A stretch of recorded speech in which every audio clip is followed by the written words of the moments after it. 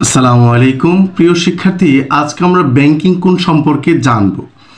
তার আগে আমরা জানি যে কেন্দ্রমুখী বল বা central force M V square ভাগ আর, FC equal to M V square ভাগ আর।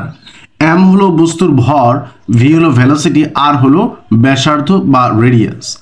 V equal to R omega. Omega আমরা জানি অ্যাঙ্গুলার ভেলোসিটি, ওমেগা জানি আমরা অ্যাঙ্গুলার ভেলোসিটি। কথা কি ক্লিয়ার?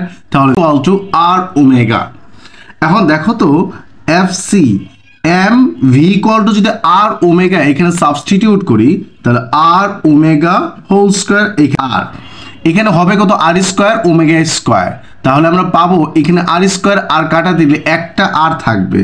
তাহলে আমি এইভাবে লিখতে পারি না যে একেবারে যদি লিখি থাকলো কি এম আর ওমেগা স্কোয়ার, এই যে ওমেগা স্কোয়ার আর একটা আর থাকলো। তাহলে আমরা কেন্দ্রমুখী বল পাইলাম কি আরেকটা F C equal to M omega square into R, আর একটা কেন্দ্রমুখী বল F C equal to M V square ভাগ আর। এখন দেখি ব্যাংকিং কোণ জিনিসটা কি, একটু মনোযোগ দাও। তার আগে আরেকটু বলে দিই, যার সাথে কোণ তার লব্ধির কস থিটা না সাইন থিটা? অবশ্যই কস থিটা। যদি আমি এখানে কোণ দিই তাহলে এখানে আর কস থিটা, আর এইখানে যদি কোণ না দেই বা কোণ না থাকে তাহলে এখানে আর সাইন থিটা। এই থিটা কিন্তু এই কোণটায়। কথা কি ক্লিয়ার? এখন চলো একটু আমরা বুঝি। ধরো আমি একজন মানুষ যখন রাস্তায় চলাচল করে তখন এই অবস্থায় কিন্তু যাচ্ছে যাচ্ছে যাচ্ছে যাচ্ছে, কিন্তু হঠাৎ করে যখন টার্ন খায় তখন করে কিন্তু বেঁকে যায়। ওই যেদিকে টার্ন খাচ্ছে, ধরো রাস্তাটা এইদিকে বেঁকে গেছে, ওই দিকে কিন্তু লোকটাও বেঁকে যাচ্ছে। তার মানে সহজ কথা যদি বলি, আমি ছোট একটা কলমে হেড দিয়ে যদি বুঝাই তাহলে এই যে দেখো কলমে হেড, আমরা প্রকৃতপক্ষে মানুষ যখন চলাফেরা করে রাস্তায় এই যে যাচ্ছে যাচ্ছে যাচ্ছে, হঠাৎ করে রাস্তা একটু বেঁকে গেছে মানে টার্ন খাইছে বা মোড় ঘুরছে, তখন কিন্তু যেদিকে টার্ন খায় মানে যেদিকে রাস্তাটা গেছে ওই দিকে টার্ন খায়। তার এই যে বেঁকে আছে। আগে কিন্তু গাড়িটা ছিল সোজা, যখনই টার্ন খাচ্ছে তখন কি আস্তে আস্তে বেঁকে যাচ্ছে। কথা কি ক্লিয়ার? তার মানে কি, তার মানে কথা অর্থ হলো আমি যদি বুঝাই রাস্তাটা থাকে এই রকম, রাস্তাটা থাকে কি এই রকম, কিন্তু যখনই টার্ন খায় তখন আস্তে করে বেঁকে, ধরো ওই দিকে আমি টার্ন খাচ্ছি, এই যে বেঁকে এইভাবে বেঁকে চলে যাচ্ছে। কথা কি ক্লিয়ার? তার মানে এইভাবে যাচ্ছে যাচ্ছে যাচ্ছে টার্ন খাচ্ছে, এই যে বেঁকে গেল। তাহলে আমি যদি আবার এইভাবে টার্ন খাই, দেখো তো এইভাবে যাচ্ছে সোজা যাচ্ছে যাচ্ছে এই দিকে বেঁকে গেলাম। তার মানে এই দিকে বেঁকে যাওয়া মানে কি বলতো, এটা আমার ভূমি ছিল, এই যে নিচের হাতটা আমার ভূমি, আর রাস্তায় সোজা যাচ্ছিল টার্ন খাওয়ার জন্য এটা বেঁকে গেছে। তাহলে তো এই ভূমি আর এটা হলো রাস্তা, কিন্তু এই যে এই উপরে হাতটা রাস্তা আর নিচেরটা কি ছিল, আসলে রাস্তায় ছিল কিন্তু রাস্তা হালকা টার্ন খাওয়ার জন্য বেঁকে গেছে। কারণটা কি, আমরা একটা বস্তু যখন সাম্য অবস্থায় থাকতে চাই তাহলে কেন্দ্রমুখী আর কেন্দ্র বিমুখী সমান হলেই কি হয়, বস্তুর ইকুইলিব্রিয়াম থাকে। তার মানে আমি যখন একটা বস্তুকে ঘোরাচ্ছি, ধরো আমরা একটা বস্তুকে ঘোরাচ্ছি, রোটেট করাচ্ছি এইভাবে, তাহলে বস্তুটা কখন ইকুইলিব্রিয়াম ভাবে ঘুরতে থাকবে? তখনই ঘুরতে থাকবে যখন কিনা এই বস্তুর ভর অর্থাৎ বস্তুর ওজন যে কেন্দ্র বিমুখী যে বলটা করবে, আর এইখানে যে আমি একটা বস্তুকে ঘোরাচ্ছি, এই যে এই বস্তুটা এই দিকে আমি যে টান দিব, এই যে এই কলম দিয়ে একটা বস্তুকে আমি আটকায় রাখছি, তাহলে এই কলম দিয়ে এই বস্তুটাকে যে টান দিচ্ছে সেটাকে আমরা বলতেছি কেন্দ্রমুখী বল। আর এই বস্তুটা যে ছিটকে যাওয়ার প্রবণতা, এটা কেন ছিটকে যাওয়ার প্রবণতা, সেটা ওজনের কারণে, এই বস্তুর ওজনের কারণে। তাহলে কখন এই বস্তুটা ছিটকে যাবে না এবং কি কখন এই বস্তুটা সাম্য অবস্থায় ঘুরতে থাকবে, যখন কিনা এর কেন্দ্রমুখী বল আর কেন্দ্র বিমুখী যেটা ওজন সেটা সমান থাকবে, তখন কি থাকবে, ইকুইলিব্রিয়াম থাকবে। ঠিক তেমনই যখন আমরা রাস্তাটা ক্রিয়েট করি, যখন টার্ন খাই, তখন আমি ধরো এই দিকে টার্ন খাইলাম, এই যে আস্তে বেঁকে গেলাম, তাহলে এই যে এইখানে একটা লুপ থাকবে, তাহলে তার কেন্দ্রমুখী আর কেন্দ্র বিমুখী কি থাকবে, সমান থাকবে। তো চিত্র আকারে আমরা একটু বুঝি। একটা ধরো রাস্তা এইভাবে যাচ্ছে, একটু বুঝো, রাস্তা এইভাবে যাচ্ছে, হঠাৎ করে টার্ন খাওয়ার জন্য এইভাবে একটু বেঁকে যায় না রাস্তাটা, খেয়াল করবা। বা যে কোনো ফ্লাইওভার দেখলেই তোমরা বুঝতে পারবা যে রাস্তা যখন টার্ন খায় তখন আস্তে করে বেঁকে যায়। তো এই যে বেঁকে গেল, এই যে উপরের এই যে এটা রাস্তার এটা অংশ, এইটাকে আমরা এইভাবে আর্ট করলাম বোঝার জন্য আর কি, ক্লিয়ার? এবং কি এই দেখো তো এরা যদি বেঁকে যায় তাহলে নিচে আসলে ভূমি ছিল যদি ধরি আমরা, তাহলে এইটাকে আমরা ভাবে, তাহলে দেখো তো তুমি এবং কি এই রাস্তার এক কিনারা থেকে আরেক কিনারা এদের একটা মধ্যবর্তী কি থাকে, উচ্চতা ছিল। কথা কি ক্লিয়ার? এই যে বেঁকে গিয়েছিল এর ফলে একটা কোণ ক্রিয়েট হয়েছে কি হয় নাই, সেই কোণটাকে আমরা বলতেছিলাম ব্যাংকিং কোণ। তাহলে দেখো তো এই ভিতরে কিনা থেকে বাইরে কিনার যে উচ্চতা আমরা এইচ ধরলাম, আর রাস্তার প্রশস্ততা বা মধ্যবর্তী দূরত্ব আমরা ডি ধরলাম। তাহলে কোন ত্রিকোণমিতিক অনুপাতটা পাওয়া যায় বলতো? Sine theta. সাগরে সাগরে লবণ অতি, লবণ হলো এইচ আর অতি হলো ডি। তাহলে দেখো তো থিটা ইকুয়াল টু আমরা লিখতে পারি সাইন টু ওই বসে গেলে ইনভার্স, তাহলে এইচ ভাগ ডি। এই যে আমরা একটা ব্যাংকিং কোণ পেয়ে গেলাম। কথা কি ক্লিয়ার?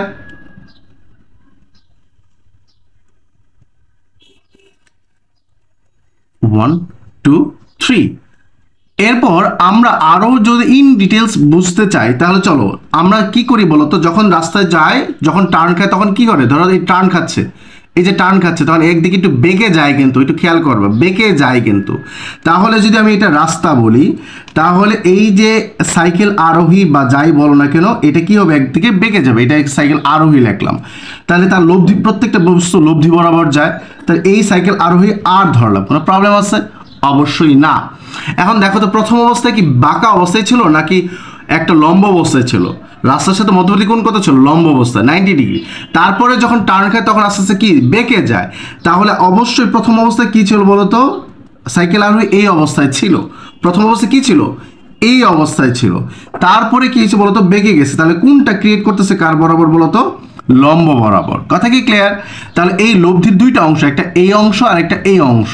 তাহলে যার সাথে কোন তার লব্ধির cos থিটা, এই যে আর cos থিটা। যার সাথে কোন নাই তার লব্ধির sin থিটা, তাহলে আর sin থিটা। কথা কি ক্লিয়ার? এখন একটু যদি মনোযোগ দাও ঠান্ডা মাথায়, তুমি যখন বস্তুটা তুমি এইভাবে রাখো আর এইভাবে রাখো, যেভাবে মন চায় সেভাবে রাখো, বস্তুর ওজন কিন্তু সবসময় কোন দিকে কাজ করবে? ডিরেক্ট নিচের দিকে। তাহলে এই যে আমার সাইকেল আরোহী ছিল, কিন্তু এটা বারবারই বলতেছে আমার সাইকেল আরোহী, সাইকেল আরোহী বা সাইকেল ড্রাইভার ছিল এইটা। তার ফলে কি বস্তুর ওজনটা এই বরাবর কাজ করবে না, ডিরেক্ট নিচের বরাবর কাজ করবে, ডিরেক্ট নিচ বরাবর। W equal to MG, W equal to MG. তার মধ্যে তুমি একটু খেয়াল করো তো, আমার এইখানে ওজন যে পরিমাণ আছে আর সাইন থিটা আর কস থিটাও সেম পরিমাণ আছে। কিভাবে একটু খেয়াল করো, আমি বস্তুর সাইকেল আরোহী এইদিকে চালাচ্ছে টার্ন খাওয়ার জন্য। তা এই যে আমি আবারও বোঝাচ্ছি একটু মনোযোগ দাও। এই যে বেঁকে গেছে টার্ন খাওয়ার জন্য, বাট বস্তুর ওজন ডিরেক্ট নিচের দিকে, এই যে ডাব্লিউ ইকুয়াল এমজি। এর ফলে এই যে টার্ন খাওয়ার ফলে এই যে লব্ধি আর এর একটা অংশ উপরে কাজ করতেছে, এই যে আর কস থিটা। তাহলে আর কস থিটা কোনটা আমরা এমজি বলতে পারি কি পারি না? যে দুইটা একজন আরেকজন বিপরীত দিকে, তাহলে সেম হবে। তার মানে আমরা বলতে পারি R cos theta equal to M G. দেখো তো এই বস্তুর আর কস থিটা হলো এম জি, গেল তো। এখন এই বস্তুটা কি বেঁকে গেছিল, তার মানে তার কেন্দ্রের দিকে বেঁকে যায়। দেখো তো আমি যদি একটা বস্তুকে রোটেট করি, কোনো কিছু দড়ি দিয়ে এই বস্তুটাকে রোটেট করতেছি, তাহলে তার দিকে যাওয়ার প্রবণতা, এটা কেন্দ্রের দিকে যাওয়ার প্রবণতা, সেটাই আমার কেন্দ্রমুখী বল। তাহলে এই বস্তুটা যদি বেঁকে যায়, এই যে আরোহী বেঁকে গেছে, তাহলে তার কেন্দ্রের দিকে মানে নিচের দিকে, সে তার পাশের দিকে, তাহলে কোন অংশ বলতো? এই যে আর সাইন থিটা। তাহলে আমি কি বলতে পারি না কেন্দ্রমুখী বলের কোন অংশ কাজ করতেছে? কেন্দ্রমুখী বল কোন অংশ কাজ করতেছে বলতো? আর সাইন থিটা। আরেকটু আমরা কেন্দ্রমুখী বল পাইছি কি বলতো? এম ভি স্কোয়ার ভাগ আর। তা আমরা দুটাই ইকুয়াল লিখতে পারি কি পারি না? পারি। এখন দেখো তো এটাকে আমরা 1 নম্বর সমীকরণ, এইটাকে আমরা 2 নম্বর সমীকরণ। একটা দিয়ে যদি আরেকটাকে আমরা ভাগ করি তাহলে আমরা পাবো কি বলতো? আর সাইন থিটা 2 দিয়ে 1 রে ভাগ করলাম, R cos theta equal to M V square ভাগ আর, আর নিচে ওই পাশে আছে কি বলো? M G. ক্লিয়ার? আর কাটা, sine theta by cos theta equal to বলতো? Tan theta. M V square ভাগ আর ইন্টু, এটা উল্টে যাবে না, এম জি। এম কাটা, তাহলে আমি পাচ্ছি কি বলতো? Tan theta equal to V square ভাগ R G. Tan theta equal to V square ভাগ আর জি। অনেকেই বলে এই ডিরেক্ট এই সূত্র মুখস্থ করলেই হয়, কিন্তু এগুলোও কিন্তু মোস্ট ইম্পর্টেন্ট। কখন কিভাবে প্রশ্ন আসবে আমিও জানি না, তুমিও জানো না। তাহলে আমি আরেকটা ব্যাংকিং কোণের সূত্র পেলাম কি বলতো? যেখানে বেগ দেওয়া থাকবো, tan theta equal V square ভাগ আর জি। কথা কি ক্লিয়ার? এখন এই কোণটা কি, রাস্তা কি ওইখানে আমরা যে রাস্তায় বাইক চালাই বা সাইকেল চালাই ওটা কি সার্কাস দেখায়? অবশ্যই না। তার মানে কি রাস্তায় যখন আমরা চলাফেরা করি ওই রাস্তা যখন বেঁকে যায় তখন কি এমন এত কোণ হয় যেটা একবার 90 ডিগ্রি কোণ হয়ে গেছে, তাহলে তো সার্কাস খেলা দেখাবো, মানুষ এইভাবে চলবে রাস্তা, এটা হালকা বেঁকে যায়। তা ওই রাস্তার ভেলোসিটি অনুযায়ী রাস্তাটা কি হয়, বেঁকে যায়। তা ওই মধ্যবর্তী যে কোণটা, এই যে এই পাশের যে কোণটা ব্যাংকিং কোণটা, অবশ্যই এটা খুব ক্ষুদ্রতি ক্ষুদ্র। থিটার মান যদি কম হয় তাহলে আমরা বলতে পারি কি বলতো, sine theta approximately tan theta, sine theta approximately tan theta. Clear?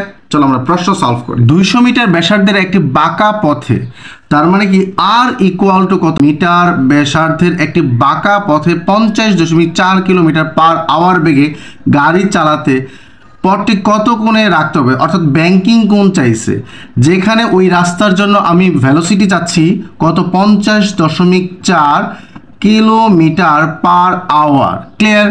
তাহলে তুমি দেখো তো কিলোমিটার পার আওয়ার আমরা কীভাবে করবো, 50.4 কিলোমিটার পার আওয়ার মানে কি নিচে চলে যাবে, তাই তো? এটা ওই দিনও আমরা পড়ছিলাম 50.4 কিলোমিটার থেকে মিটার গেলে 1000 দিয়ে কি করব, গুণ করব। আওয়ার থেকে সেকেন্ডে গেলে 3600 দিয়ে গুণ করব।